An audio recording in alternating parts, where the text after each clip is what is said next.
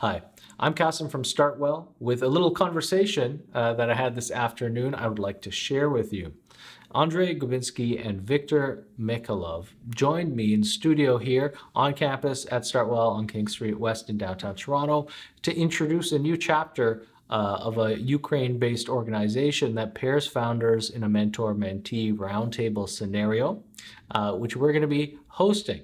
It's an interesting little chat that tells more about this concept, but the idea is that StartWell is going to be hosting Ukrainian expatriates and people from the diaspora on a regular basis who are entrepreneurial founders of companies to be able to mentor each other.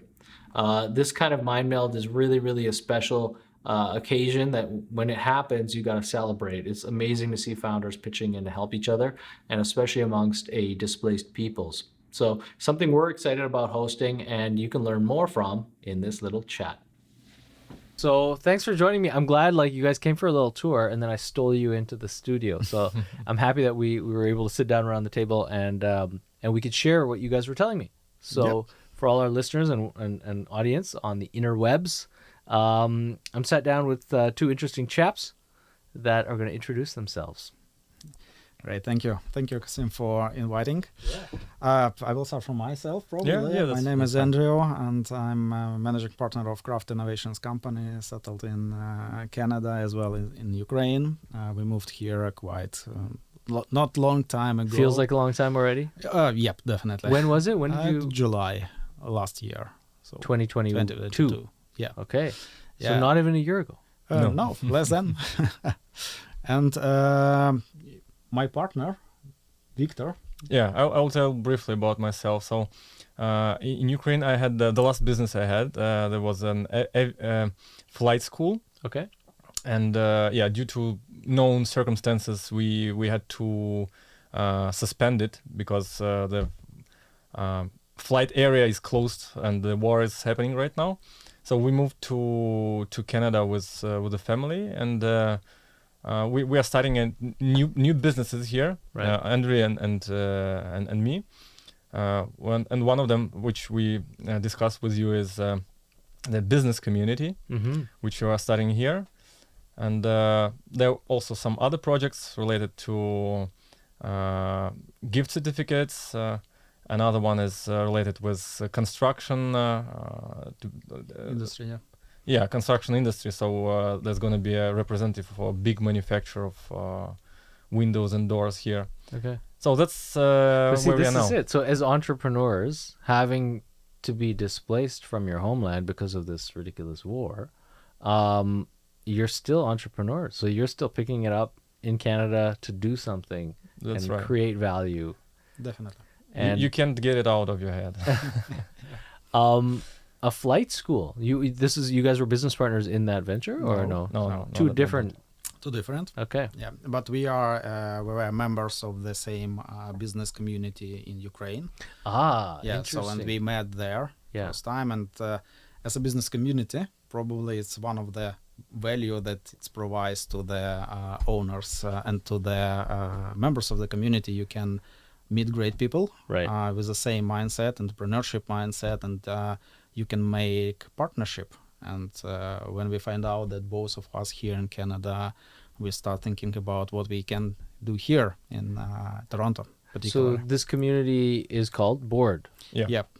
And how did you guys find Board in Ukraine? How long were you part of that community before you left? I was almost 3 years. Okay. I was a mentor in that community.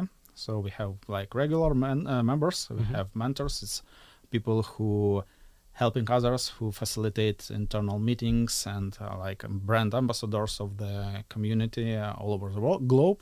Yeah. Currently, Board is present in 7 or 8 countries except Ukraine. Okay. So it's except Ukraine, outside of the Ukraine. Yeah. So it's Spain, it's Czech Republic, Poland, United Arab Emirates, New York, United States, and now we're opening branch in Toronto. It's amazing. Yeah. It's more than 1,400 people now. And they're all entrepreneurs, so they're all business owners. And predominantly from the Ukrainian diaspora. Yeah.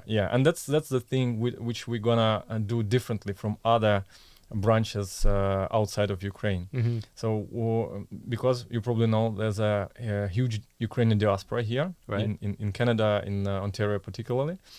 We're gonna focus on three different groups, let's say, which are newcomers who came to Canada, entrepreneurs who came to Canada the same way as we did. Right. Like Economic the last refugees, year. I guess. Yeah. The second one is diaspora, so it's quite big, as I said. And the third one is local businesses. So that's why we're gonna do our events both in English and in Ukrainian. And that's a very good thing. We see value for each group of those. Because, for instance, for local businesses, it might be interesting to get some suppliers of services or goods from Ukraine and from checked entrepreneurs. So the people in this community, they're all they all have credibility because everybody knows them, and there's a procedure of checking them. If someone has bad reputation, you apply to be a member of the community. Yes. And typically it's to do with your experience in whatever entrepreneurial venture that you have, right? Yeah. Is it to do with like level of sales or? Yeah, there are a few criteria. Okay. So it's level of sales, it's how long you are in business, how big size and what type of company you have. For example, you're a solo entrepreneur, or you have established business with hundreds and thousands employees. So it's also do have some recommendations and what type of personality you are. Sure. And, each person goes through some type of moderation process. We invite them to the introductory meetings where we talk to them, we see how they communicate, how they interact with others. Can they listen? Can they share? Can they provide value? Do they share the value that our community has? Right. And only that we can invite them to join. It's like an probation period, but still for founders, the present probation period, because the core and what Viktor mentioned, that trustability is built between people. If you cannot trust other person who is in your community, you will not be open in discussing your business questions, business inquiries, requests, sharing some valuable information, supporting others. And when the trust is built and when the community is built on the trust, first of all, not about the size of the business, but business doing by people. So when you have the trust, you really can solve almost each business challenge that you have within 5 minutes. You just type your request in common space. It could be chat, or you can send this message to some community coordinator, and you receive, guys, this person can help, Kasim may help, Viktor can help, and so on, and just you solve their issues within a couple of minutes or hours. That's fantastic. Like business great value. Yeah, vetted business communities that are no bullshit and no ego, and really absolutely. kind of help people be able to communicate clearly, because they're not worried about trust issues and I'll give you proprietary information. That's so powerful. And the slogan of the community, it says for itself. So the slogan is together faster, or faster together. I like it. So and it's exactly like that. So you solve your questions, your problems or issues way faster. So, you were gonna say? Yeah, just we focus a little bit more about problems, but it's not only about the business problem. Right. It's about the communication. It's about the parties. It's about the friendship. It's about the hobbies. It's about spending some time together. It's about different stuff. It's about the personal development, because a lot of really cool information sharing inside the community within different formats of meetings or just one-on-one conversation about, for example, artificial intelligence, how to apply it in the business, or best options for some leisure. Sure. Or, for example, that some people are running, and we have some running club inside. People join different events. For example, I'm a swimmer, open water swimmer, and we had probably 20% inside the community, and we grouped together, for example, for Bosphorus intercontinental swim and so on. It's fun. You book together, you have some fun on the location, and the probably that you like highlighted before, that it's no bullshit. It's really open conversation, free, without any like backend hidden I don't know, agendas and so on. And it works. You have a rest, you inspire, you have an inspiration, you have knowledge, and you can solve as well and grow your business. So this is cool because we just connected on this like a few days ago, and then you guys were so excited to come and check out our spaces and say, wow, this is a place where we can bring people together, right? And yet you have, like you were just telling me, maybe 16 people coming to the first session next week, right? Yeah, that's right. So reception has been good. People are excited. How have you been finding the people to invite to join this chapter? Oh, there is different strategies. So we definitely, as we start from the Ukrainian entrepreneurs and the Ukrainian diaspora. It's like logical. The first step, it's a little bit closer to us, but we have our own networking. We use social media for advertising, and probably next months and next couple of months, we will grow the community by local Canadian businesses. So, for example, if someone who listens to us today would like to join, please welcome. So there is no like some limitations in terms of who you are, from what country, and link how long in you are description below. Yeah, exactly. Subscribe and like. Yeah. We but it's funny because when we talked last week, I think it was, there was something maybe Viktor mentioned, if I recall correctly, which is, and it's great. It's like for people thinking, with foresight, is hopefully this war doesn't, continue on for far too long. But there will be, whatever the time period is, a rebuilding period, and that will obviously require, the efforts of many, many, many people, and a lot of opportunities for Canadian companies. A lot of opportunities, and that's what I wanted to highlight as well. That these direct contacts with entrepreneurs in Ukraine, and they are with high credibility, it will allow to earn for everyone. Sure. So there will be a lot of investments to Ukraine, and you will already have 1,000 entrepreneurs in Ukraine, and you can choose whatever you want to. How have you guys found communicating with the entrepreneurs in this community that that stayed back? I'm sure you've been in touch, and you're saying you're so excited about starting up something here. What's their feedback on this kind of like new chapter in Toronto? It's great. They reference us to their friends and acquaintances. So I think it would be a great opportunity for all, because the format is absolutely new. And to be honest, we need to do our work as well to describe what benefits and values the membership and the Toronto business community will bring to them. And as the board is international organization, we already can provide direct connections with, as I said, people in different countries, not only in Ukraine, and for example in Spain, in Czech Republic, in Poland.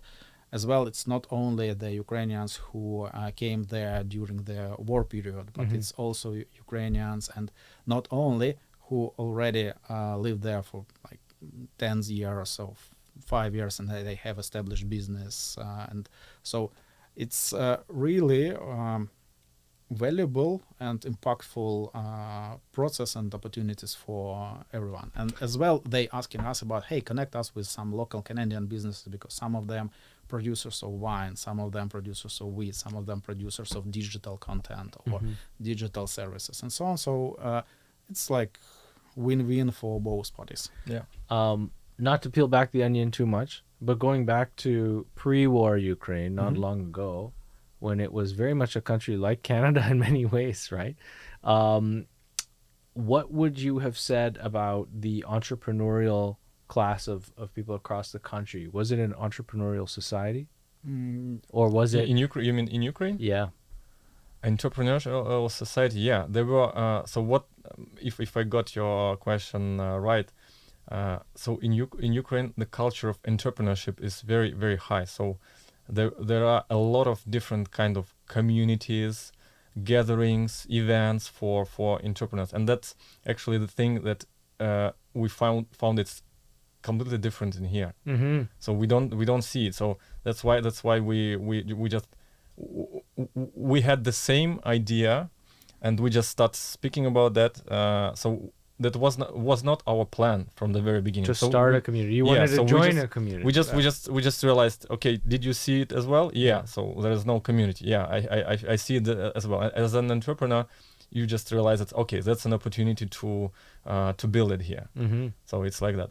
Nice. But yeah, and Ukraine, it's really a country of entrepreneurs because we really lived during all this period of time in really challenging conditions. Sure. We have a lot of crises. We have like growing economy. So and people are trying to set up businesses not only in IT in different industries, and we are creative in some way. So and Yeah, and we are very.